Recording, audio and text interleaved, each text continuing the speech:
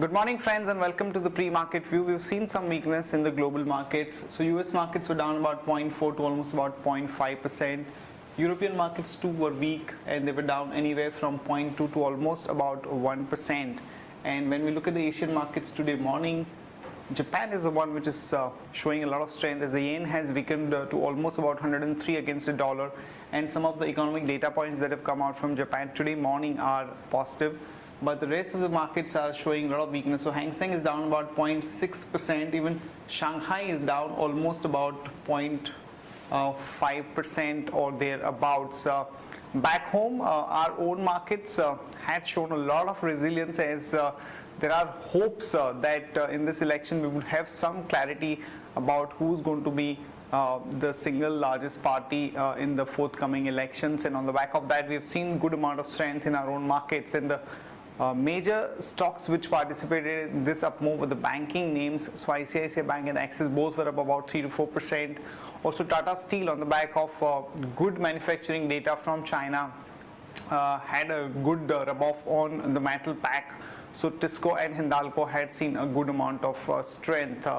But post markets we had important data points wherein the trade gap number has come in as a major positive surprise, and as per indications the overall the trade deficit would be less than $50 billion and it would be much less than 3% of the GDP. So that is definitely a bit of a positive, but at the same time the core sector growth has actually come in at much lower than market expectations. So overall we think that the opening for the market will be weak, but given the momentum that we have seen over the past few days, we don't think there is a case for too much of correction in this market. On that note, let me invite Sadhana to take us through important F&O cues and ideas that we could have from the F&O side. Good morning friends, let's have a view on derivatives. Due to multiple domestic factors such as better than expected GDP, strong PMI data and appreciation of rupee supported the Nifty to trade in a positive terrain yesterday and close the session with a marginal gain of 0.61%. In this period we have seen that market players have accumulated long positions as around 7.16 lakh shares were added in open interest and cost of carry also increased by 4%.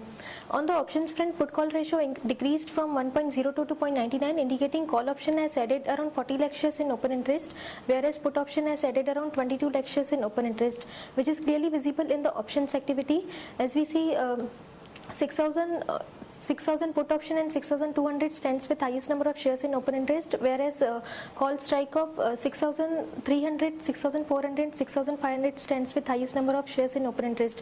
And in yesterday trades, in spite of broad-based buying across the sectors, Nifty unable to cross the mark of 6,300. So from intraday perspective, we feel that this might act as a hurdle. And intraday support would be 6194 and resistance would be 6266 and 6298. From intraday perspective, one can go short on NTPC with a stop loss of 150.75. Thank you. Here are the important news and events that we are tracking today. First of all, the Q2 current account deficit number came in as a major positive surprise, and it was almost about $5.2 billion versus about $21 billion last year. And this has happened on the back of steady improvement in the exports and a steep fall in the gold imports. And looks like that for the next year now the current account deficit would be much less than 3% or less than $50 billion, which definitely is a big positive for our rupee and for our markets as well. At the same time, we had some muted growth in the core sector industries, which declined by about 0.6% in October. So we have seen some weakness in the coal, crude oil, natural gas, refinery products, fertilizers. All these sectors, the growth was quite muted, which is definitely not a positive sign because we have contradictory signals coming out. The inflation continues to remain at a high level. The overall industrial growth remains weak, but at the same time, the current account deficit has shown improvements. We have mixed signals coming out from the macro data points. There is a Prime Minister's meeting on the divestment and mobilizing more resources, as we had already crossed almost about 85% of the total targeted expenditure.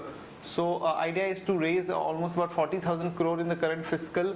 So issues concerning Coal India, Bharat Heavy Electricals, Hindustan Zinc and Balco are likely to be discussed to garner this money over the next couple of months. Wipro has acquired a company worth about $75 million, totaling 467 crore in the mortgage business in North America. So a bit of positive for Wipro in today's market. And the government has cleared about 12 foreign investment proposals, including that of Swedish fashion major Heinz and Moritz, totaling about 822 crore. Reliance Communications, some negative news as the company and subsidiaries have come under service tax scanner, and they may have to pay about 200 crore towards this service tax liability. And SpiceJet has finally converted, their promoters have converted about 1.5 crore shares into equity at a price of about 36.2 per share. Some positive news for Alstom India, as the company has received an order of 79 crore from the Power Grid, and Dena Bank is likely to get some more funds as the government is going to pump in almost about 11,000 crore through equity shares at the price of about 59.03. And Volvo plans to sell the Eicher brand trucks across various markets in the Southeast Asia. So a bit of positive for Eicher on this news.